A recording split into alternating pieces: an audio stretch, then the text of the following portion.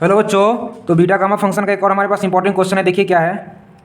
Prove that integration zero से लेके पाई by two तक 10 की power M x dot D X is equal to pi by two sec M pi upon two. हमें क्या करना है, इसको इसके इक्वल प्रूफ करना है। ठीक है, चलिए शुरू करते हैं। क्या है, सबसे पहले हम लोग देख लेते हैं एक फॉर्मूला क्या होता है। हमारे पास एक फॉर्मूला होता है इंटीग्रेशन जीरो से लेकर पाई बाई टू तक साइन की power M x dot cos की power n x dot D x. अगर ऐसा दे रखा हो तो हम लोग पता है इसका क्या फॉर्मूला लिखते हैं। इसका होता है gamma M plus one upon two into gamma n plus one upon two upon में two into gamma M plus n plus two upon two. ठीक है, ये हमारे पास फॉर्मूला था, इसका यूज़ करने वाले हैं इस क्वेश्चन को सॉल्व करने के लिए। और एक टेन थीटा का फॉर्मूला होता है sine theta upon cos theta. ये तो बेसिक से आपको पता ही होना चाहिए। ठीक है, तो वही हम लोग देखते हैं इसमें इस क्वेश्चन में क्या है। क्वेश्चन दे रखा है जीरो से लेकर पाई बाई टू तक 10 की power M x dot D X. इस पूरे टर्म को हम लोग 10 की पावर एम एक्स को क्या लिख सकते हैं, 10 की पावर एम एक्स को लिख सकते हैं साइन की power M X upon cos की पावर एम एक्स। कोई दिक्कत नहीं होना चाहिए यहाँ तक। और हम लोग जानते हैं वन अपॉन एक्स दे लिखा हो तो इसको लिख सकते हैं एक्स की पावर माइनस वन। ये भी जानते हैं। कॉस की पावर एम है, नीचे डिनोमिनेटर इसको ऊपर भेजेंगे तो क्या आ जाएगा, कॉस की पावर माइनस एम। ये तो एज इट इज रहेगा। इंटीग्रेशन जीरो से लेकर पाई बाई टू तक साइन की पावर एम एक्स, साइन की पावर एम एक्स तो एज इट इज रहेगा। कॉस की power minus M x dot D X क्या हो जाएगा, कॉस की पावर माइनस एम, क्योंकि ऊपर जाएगा तो पावर क्या हो जाएगा, माइनस आ जाएगा। तो ये जो टर्म है ना हमारे पास, ये है हमारे पास m, और ये जो टर्म हमारे पास ये है n। ठीक है, फॉर्मूला क्या कहता है, देखिए फॉर्मूला में हमारे पास क्या दे रखा है। जब इंटीग्रेशन जीरो से लेकर पाई बाई टू तक साइन की power m x dot cos की पावर n एक्स दे रखा हो तो हम लोग क्या लिखते हैं, गामा m प्लस वन।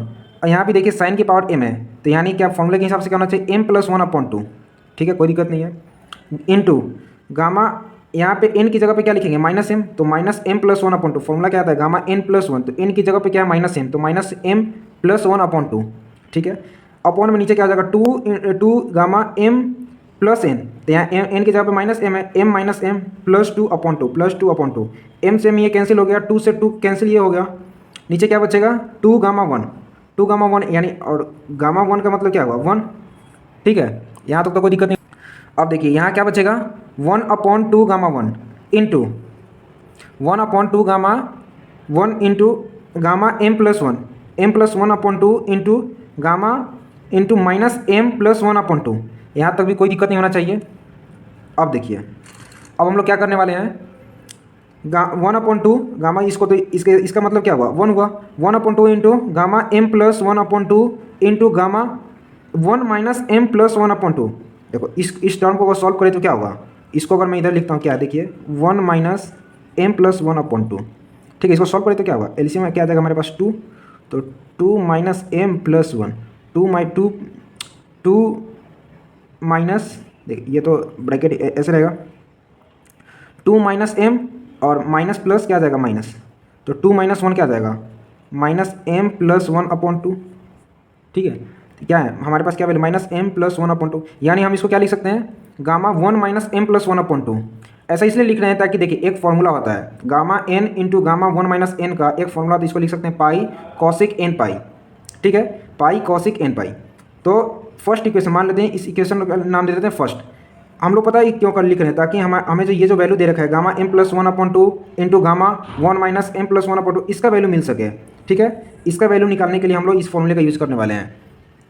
तो पुट n की जगह पे क्या पुट करने वाले हैं, m plus one upon to.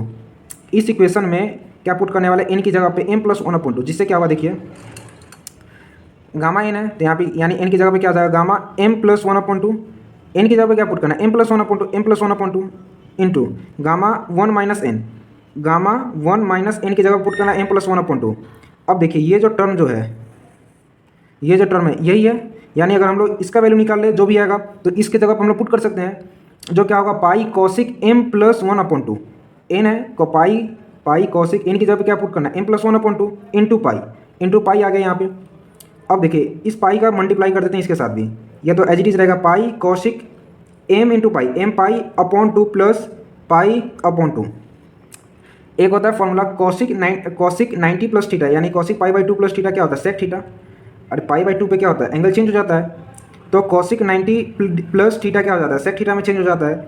देखिए कॉसिक 90 पाई बाई टू 90 है प्लस थीटा, तो क्या हो जाएगा, सेक थीटा में बदल जाएगा, यानी पाई सेक एम पाई बाई टू। कोई दिक्कत नहीं होना चाहिए यहाँ तक। फिर देखिए ये किसका वैल्यू आ गया हमारे पास, ये आ गया gamma m plus 1/2 into gamma 1 minus m plus 1/2, यानी इस पूरे टर्म की जगह पे हम लोग लिख सकते हैं पाई सेक m पाई बाई 2, ठीक है। और 1/2 बाहर इधर मल्टीप्लाई में है, यानी 1/2 पाई सेक m पाई बाई 2, ठीक है, जो कि हमें यही चाहिए था। हेंस प्रूव, यानी ये क्या हमारा रिक्वायर्ड आंसर है। उम्मीद करता हूँ कि क्वेश्चन आपको समझ में आ गया होगा। मिलते हैं आपसे अगले क्वेश्चन, तब तक के लिए धन्यवाद।